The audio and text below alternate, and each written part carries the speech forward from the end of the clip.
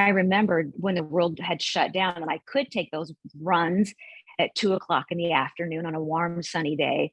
I remember one day thinking like, man, it is so good to be free. Like, Yeah. I'm free. Mm. But what I had to identify was, okay, like, you're feeling free, but what are you feeling free from? Like, everybody wants freedom, but is freedom from something different? Everybody has their own definition of freedom. And so Mm-hmm. once I thought about how much I appreciated my freedom, I wanted to kind of reverse engineer and think about why I was so grateful for that freedom. And then that's where the real journey and the self work and kind of like diving into your past and into the way you were raised and religion and your childhood. That's when I was forced to face all that head on. Oh, And wow. man, it was ugly. Oh man, you want to, But I mean, this is the brave table. You want to get into it? yeah, sure. So I can how talk about, did you, yeah, like yeah, how, I mean, well, how did you overcome the religious indoctrination, and what was that like? what it's like is very, very gradual. It's nothing that happens overnight. If you talk to anybody that's come from extremely fundamentalist or patriarchal organizations or cults, you don't know you're in it. Mm, You might, something's not right, something just doesn't feel right, but you even be out for a while. And the longer you're out, it's kind of like it becomes more and more clear what you lived through. Um, I've always wanted to get an education. mm. I like school, I like science, but in the religion I was raised in, we was heavily, heavily discouraged getting a higher education. Oh, wow. What was the So religion that you were in? um, I don't really want to say Okay. That's right fine. now. Absolutely. Okay. At some point, I probably will. And if you listen to the whole thing, a lot of people will probably figure it out, but I don't think I'm ready for that. Got it. But No no, okay. So the worries. organization I was in, higher education was heavily frowned upon. So Was it I heavily got, frowned upon for women or just in general? in general, as for that part was equal, and nobody was supposed to go to the college. Okay. I mean, men could probably get away with it a little bit more than women because they were like the head of the house. Mm-hmm. So they might get like a get out of jail free card for that. But if you were the wife and your husband was able to provide for the family, for you to try to pursue a university education was like blasphemous. Wow. You were putting yourself in opposition to God. That's how strongly it was discouraged. Wow. Yeah. Wow. So I was married young. I got married young. I was a week after I turned 19. Oh my You know, people that goodness. are really, really religious and try to live right by Bible standards verbatim tend to get married young. So I got married a week after I turned 19. And of course, when you're 19, you're just a kid. You don't know anything. You don't know what you want, what you like, what Sure. you want to do. And was But by this the like an time, arranged marriage, or no, was this okay? So I you got to, knew this yeah, I person. got to choose the person, and I chose well. I did. Yeah. So, Jeremy, if you're listening, we had a good run. No, but we had a good. He was a good, is a good person, good dad, smart. Yeah, faithful, spiritual person. But we were really young, and so by the time I started to figure out what I liked and what I wanted, it was kind of too late because you're married, and not only are you married, but you're in a marriage where God, not just the church or your mom and dad, but God has placed your husband as your head. Hmm. So if you would disobey your husband, you're really being disobedient to God. Oh, And what's the wow. repercussion for being disobedient to God? Hmm. Death. No way. Yahweh. Oh, wow. So Yeah. that was one of the like cardinal sins of the organization. I don't know if there's a lot of them, but that's definitely Because that a big sounds pretty one. harsh. That's That sounds that's pretty pretty harsh. bad. Yeah, yeah. So anyway, I thought when I started to got older, and I'm like, God, I love science. I love medicine. I would just beg my husband, please let me go to the university. I just like, and he would say, I make enough money. We don't need the money. Like, why go to all that trouble? And I'm like, I would do it for free. I would work for free. I just want to learn this and practice this. No, hard no. I'm like, okay, well, he's right, because clearly that's what the Bible says, right? So I just need to shut up and learn to live with it. Wait, so how much education did you get? You had a high school I diploma. graduated high school. Okay. And I was able to take a few classes at the community college. Mm, That's wow. it. Yeah. Okay. So you have this brain that wants to create and build and learn and study. And you're just kind of like, oh, it's just like a spring with a heavy lid on it, you know? So anyway, he said no. And looking back on it, I should have said, well, yes.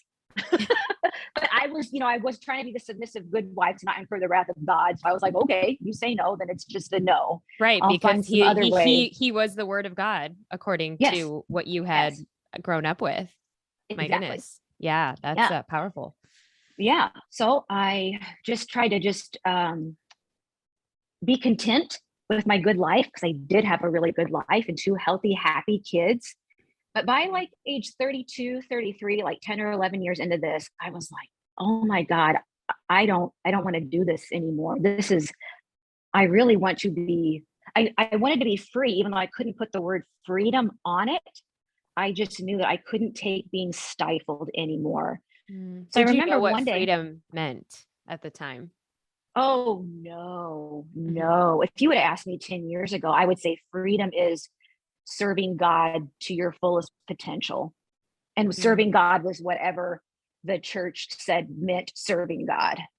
Just because if you're raised that way, from birth to 32, Wow. You don't know any no, better. Yeah. no. I thought, well, I can't take this anymore. So I need a plan. I need a plan.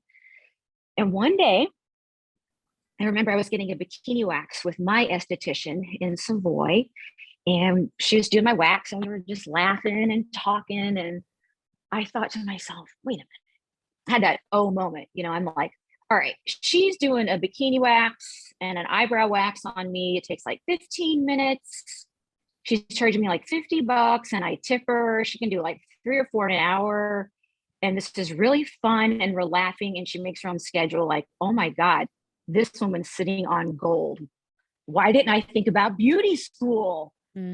So I went home that day, told my husband, okay, I know I'm not allowed to get a university education, but how about beauty school? That's only 6 months. And, as far as the hierarchy of education, beauty school's kind of like down there pretty low as far as, education people can receive, especially in the United States. And he was like, yeah, you can go to beauty school. Beauty school's okay. So, And I and was what like, was the fear? What was the fear of that? The idea if you did attend a university. I mean, and why was it okay twofold. for you to attend beauty school? Like Beauty school.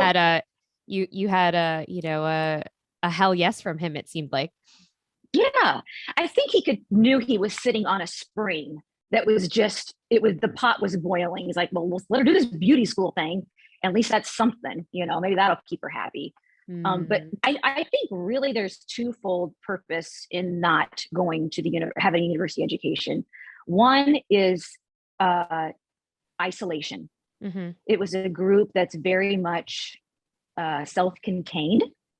So you're not allowed, like children are not allowed to have friends that are outside of the organization. Oh, wow. They can associate outside of school with people that are not of that group.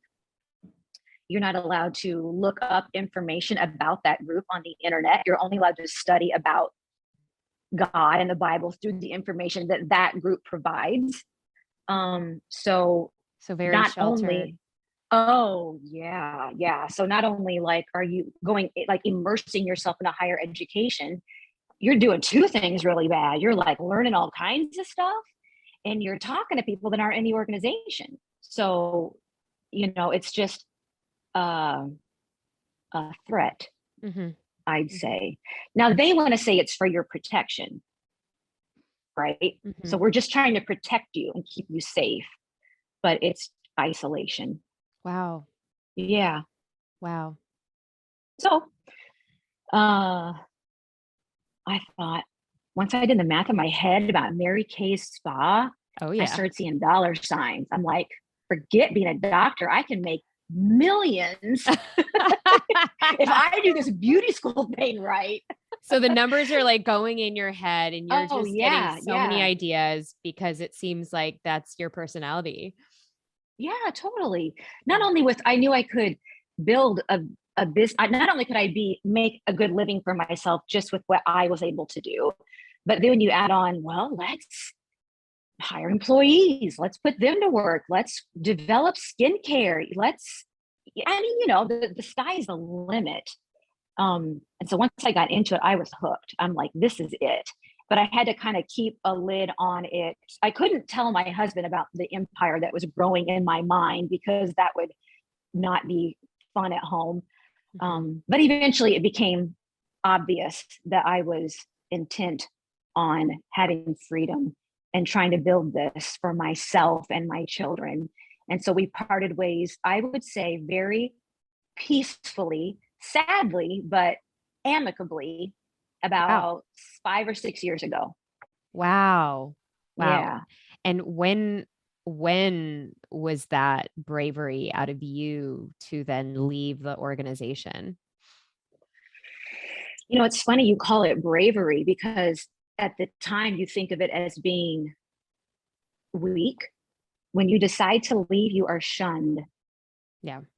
So not only you've been raised in this little bubble where Mhm. your only friends you've ever had, the only people you've ever talked to are the ones that believe just like you do. And Wow. then in an instant, it is gone. And when they see you in the grocery store, they look the other way.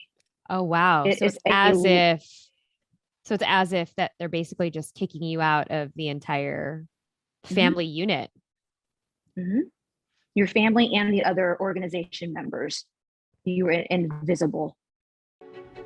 See you next time at the Brave Table.